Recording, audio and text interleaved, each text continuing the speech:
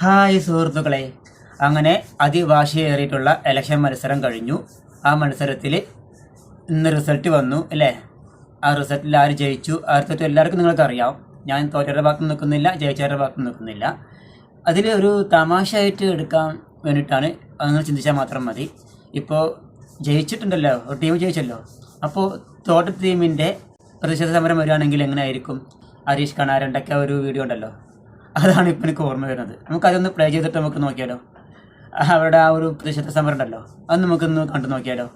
Okay.